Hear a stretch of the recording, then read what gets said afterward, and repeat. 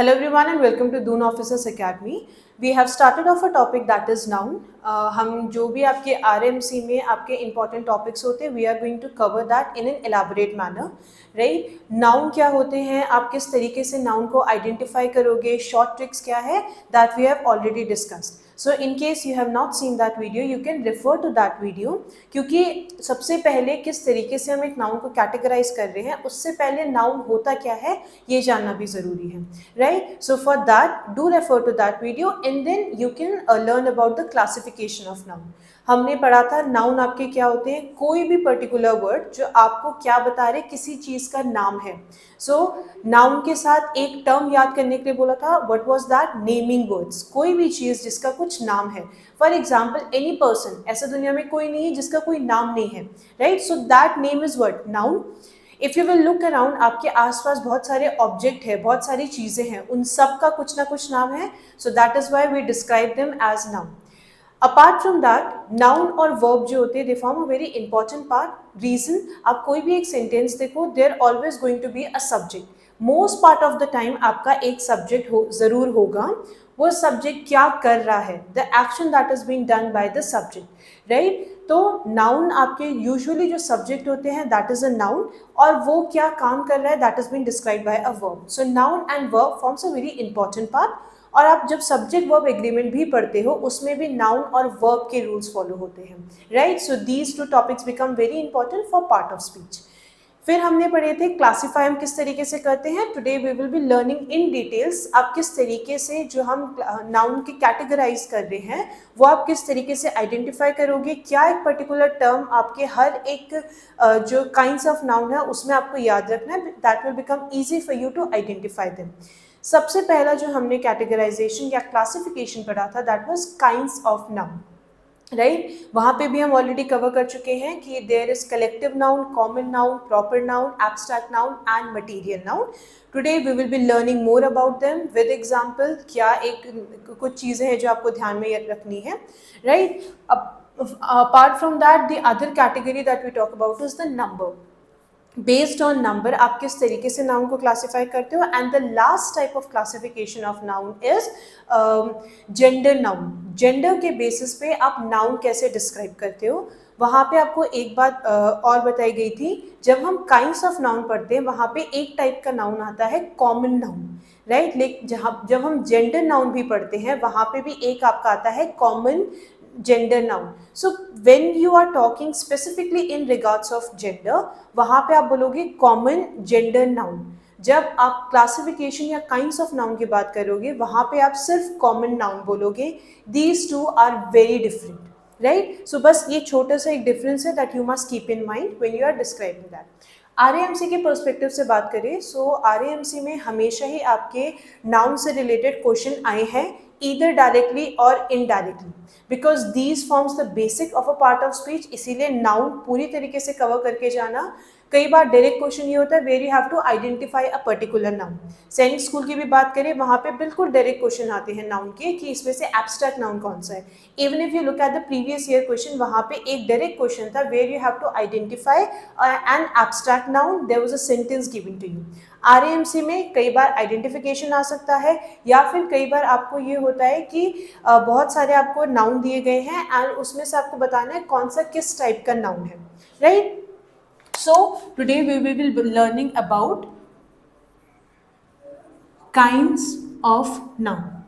ठीक है, kinds of noun. पहली जो कैटेगरी हम पढ़ रहे हैं that is kinds of noun. Noun किसी भी चीज़, कोई भी चीज़ that you can think of which has a name is what we term as noun. यही चीज़ हमने पढ़ी है.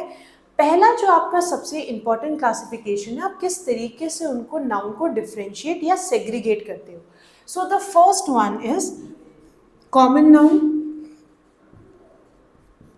Even if you are not aware about the different kinds of noun, at least आपने ये नाम ज़रूर सुने होंगे, ठीक है? तो जो पहला काइंड ऑफ नाउन है that is common noun. Second type is a collective noun. उसके बाद आपका आता है abstract noun. Then there is a material noun And the last type of kind of noun is proper noun, right? I'm just giving you a brief, उसके बाद एक एक हम डिटेल में पढ़ेंगे. There is a common noun, collective noun, abstract noun, material and proper noun.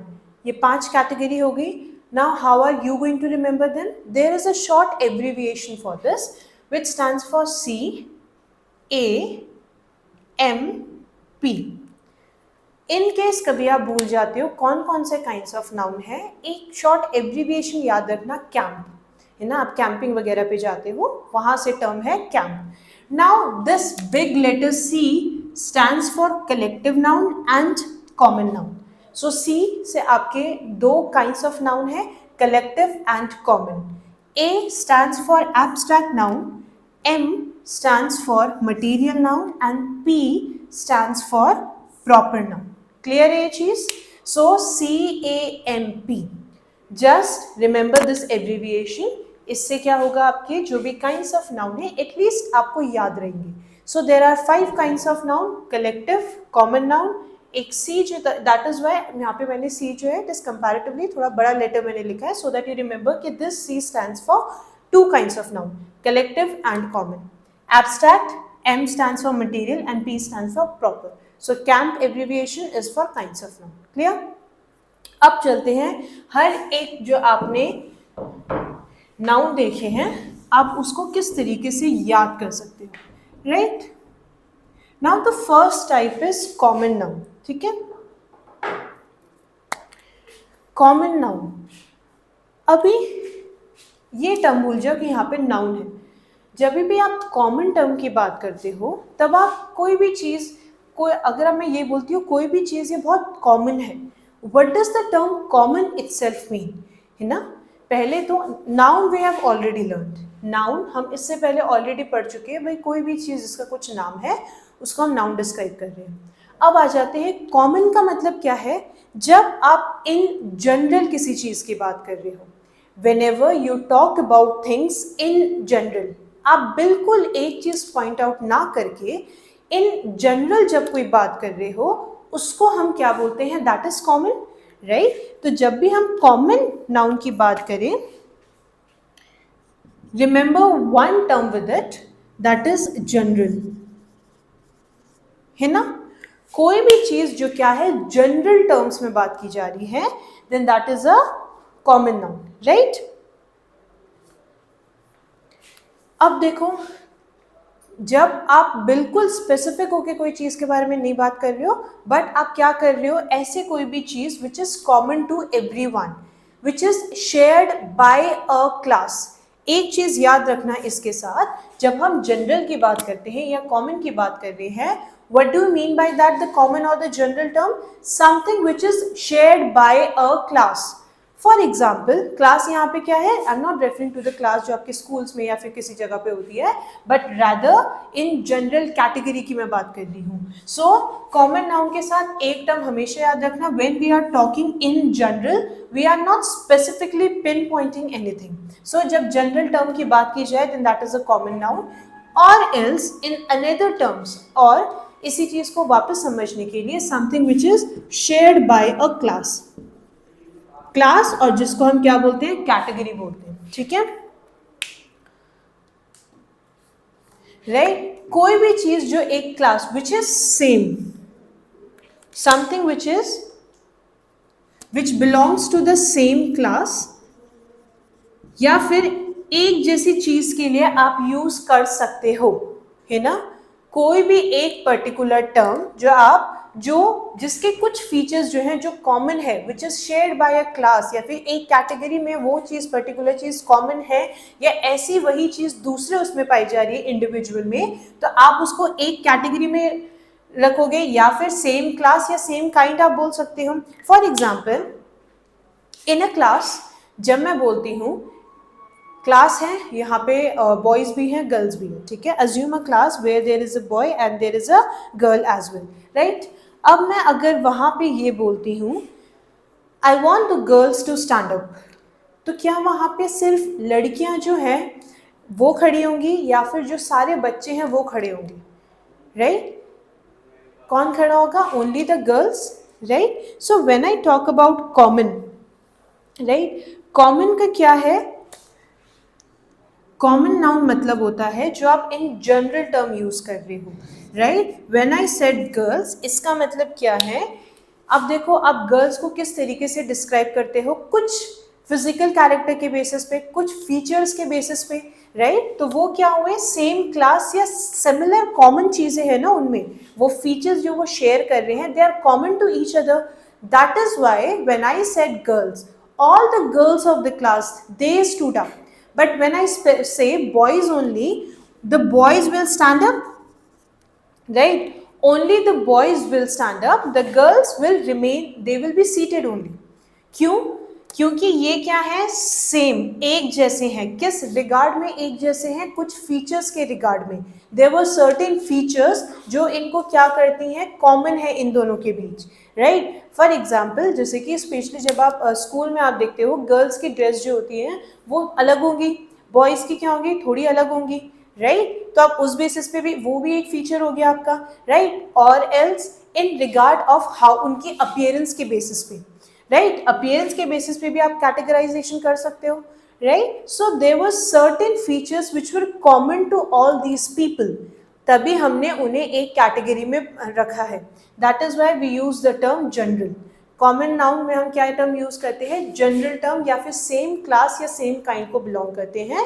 That is what we known as common noun. Boys हो गया, girls हो गया, ये क्या है? It is common. So I can use this particular term for more than one, है ना? अगर मैं एक सेट ऑफ ग्रुप ऑफ आपके स्टूडेंट है विच आर ओनली गर्ल्स, तो उनके लिए मैं गर्ल टर्म यूज कर सकती हूँ. सिमिलरली मैं अगर दूसरी क्लास में जाती हूँ, वहाँ पे इफ आई सी 2-3 लड़कियाँ एक साथ बैठी हैं, उनके लिए भी आई can use the term girls, right? So it is not restricted to only one person, but rather I can use it to more than one group or class or category. So that is why the name common noun. तो boys हो गया, girls हो गया, these all are example of what? Common noun. I hope this is clear now. Next जो हम पढ़ेंगे, that is a proper noun. Common noun के बाद आता है आपका proper noun. प्रॉपर नाउन का मतलब क्या है? प्रॉपर का मतलब क्या होता है? प्रॉपर नाउन अभी छोड़ दो. If we I only talk about proper, तो फिर प्रॉपर का मतलब क्या हुआ यहाँ पे, है ना? प्रॉपर का मतलब क्या होता है? लेट अस सपोज कि आप you have a holiday homework, ठीक है? आपने पूरी छुट्टियां क्या किया कि आपने कुछ काम नहीं किया, बट एक दिन आपको याद आया कि भाई 2 दिन बाद मेरे स्कूल खुलने वाले, तो आप क्या करोगे? In a very haphazard manner you will just try to finish it off, right? So that at least you have something to present to your teacher, है ना? तो क्या वो प्रॉपर तरीके से काम किया गया? क्या आपने जो पर्टिकुलर डिटेल्स देनी थी वो आप कवर करोगे? You will not cover that, right? तो प्रॉपर के साथ जब हम बात कर रहे हैं, एक टर्म याद रखना विच इज पर्टिकुलर. अब देखो, नाउन का मतलब हम ऑलरेडी पढ़ चुके हैं ना. Noun we already know, name, right? So जब भी हम प्रॉपर की बात करते हैं, किसी भी एक पर्टिकुलर पर्सन या किसी भी एक पर्टिकुलर चीज को जो हम नाम दे रहे हैं, that is what we describe as proper noun. A name given to a particular person or thing is what is termed as proper noun. ठीक है? स्पेसिफिकली किसी एक पर्टिकुलर चीज को, किसी एक पर्टिकुलर व्यक्ति को अगर हम कोई नाम दे रहे हैं, उसको हम प्रॉपर नाउन बोलते हैं. Either remember the term particular और एल्स स्पेसिफिक. ठीक है? या तो पर्टिकुलर टर्म याद रखो या स्पेसिफिक टर्म याद रखो, right? When a name is given to a specific person or a thing. Now let us come back to the same example जो अभी हमने क्लास वाला लिया था, गर्ल्स और बॉयज़ का. पूरी क्लास में अगर मैं एक पर्टिकुलर नाम लेती हूँ, ठीक है? Let us suppose I call Rahul. मैंने एक राहुल नाम लिया, तो क्या अब जब when I will call out the name Rahul, जो भी बच्चे हैं या फिर जो भी बॉयज हैं या जो भी स्टूडेंट है, क्या सिर्फ सब खड़े हो जाएंगे या फिर सिर्फ वो पर्सन जिसका नाम राहुल है वो खड़ा होगा? Only the Rahul will stand up. Why? Because here I have specifically named a person. जब आप पर्टिकुलरली किसी एक पर्सन या किसी एक चीज के बारे में बात कर रहे हो, वो आपका प्रॉपर नाउन है। तो दुनिया में किसी भी इंसान के, किसी को भी अगर आपने कोई एक स्पेसिफिक नाम दे रखा है, वो सब आपके क्या है? Proper noun. आपके क्लास में सारे बच्चों के कुछ ना कुछ नाम है, तो वो नाम आपके क्या है? Proper noun, because they are specific to one person only. अब ऐसा नहीं है कि वो नाम दूसरे का नहीं हो सकता, पर अगर एक क्लास में मैं जब राहुल बोल रही हूँ तो सिर्फ उसी क्लास का राहुल बच्चा खड़ा होगा ना, राइट? सो व्हेन पर्टिकुलरली और specifically I refer to a person, then there I am using proper noun. ठीक है, तो वो आपका क्या हुआ? Proper noun. एक और चीज याद रखना प्रॉपर नाउन के साथ, प्रॉपर नाउन हम जब भी लिखते हैं it should be in capital. For example, अगर मैं राहुल की ही बात करूं तो ये आर कभी भी जो है वो स्मॉल में नहीं हो सकता, it will always be in capital letter, है ना? तो कभी राहुल इस तरीके से नहीं लिखा जाएगा, always are should be capital. Proper noun का जो आपका पहला लेटर होता है वो हमेशा, आपका अल्फाबेट जो होता है वो हमेशा कैपिटल होता है। Clear? So whenever you are going to use proper noun, remember particular or specific name of a person or a thing, the first alphabet should always be capital. Clear? एक और चीज, कई बार आप एक प्रॉपर नाउन को common noun की तरह भी यूज कर सकते हो। For example, if I talk about Mahatma Gandhi ji, है ना? अगर मैं गांधी जी के बारे में बात करती हूँ, उनकी कोई स्पेसिफिक क्वालिटी हमेशा आपको याद आएगी। एक जो हमेशा आप क्वालिटी गांधी जी के साथ एसोसिएट करते हो, दैट इज नॉन वायलेंस, है ना? वो हमेशा क्या फेवर करते थे? नॉन वायलेंस, पीस फेवर करते थे। तो अगर मैं बोलती हूँ he is the Mahatma Gandhi of our class, इसका मतलब क्या हुआ? कि he is a person who always believe in non-violence or who always believes in peace। ठीक है, तो यहाँ पे महात्मा गांधी जी का जो मैंने नाम यूज किया वो किस कॉन्टेक्स्ट में यूज किया? For non violence, a piece lover, है ना? तो यहाँ पे महात्मा गांधी जो आपका नाम था उसको मैंने कैसे डिस्क्राइब किया है? As a common noun rather than naming a particular person, right? Because there were certain qualities associated with that particular person। तो यहाँ कई बार प्रॉपर नाउन जो है वो कॉमन नाउन की तरह भी यूज किया जा सकता है। ये यूजुअली उस केस में होगा जहाँ पे जो पर्टिकुलर पर्सन का नाम आप कॉमन नाउन की तरह यूज कर रहे हो, इधर उनकी कोई एक क्वालिटी है जो एसोसिएटेड है उस नाम के साथ। इफ आई से शेक्सपियर, है ना, he is the Shakespeare of our country, मतलब क्या हुआ? कि वो उनकी तरह लिखता है, right? He is a very well known poet, बहुत अच्छे से, he was a great scholar, because Shakespeare was a great scholar, great writer, है ना? आप उनके प्लेस पढ़ो, पोएम्स पढ़ो, right? So he is a very famous personality, जिन उनकी कुछ क्वालिटी हमेशा उस नाम से एसोसिएटेड है ना? कई बार आप बोलते हो ना बातचीत की भाषा में, यार बड़ा शर्लॉक होम्स बनता है। शर्लॉक होम्स जो थे वो क्या थे? ही वॉज अ ग्रेट डिटेक्टिव, है ना? छोटी छोटी डिटेल्स, वो डिटेलिंग में वो ध्यान देते थे, and he was able to crack the case, right? जब भी आप नाम यूज करोगे ऑलवेज रिमेंबर उनकी कोई एक स्पेसिफिक क्वालिटी के बारे में आप बात कर रहे हो, तभी आप उसको कॉमन नाउन की तरह यूज करोगे, राइट? सो आज हमने ये दो टाइप के पढ़े, बाकी के तीन we will continue. We are trying to cover all these topic in a very elaborate manner, right? So जो भी कराया जा रहा है try to make notes of it. एक एक्सरसाइज बुक जरूर रखना, सो दैट जितना आप कर चुके हो उससे रिलेटेड आप कुछ क्वेश्चंस जरूर अटेंड करो, right? So this was all for today, thank you and have a good day to you all.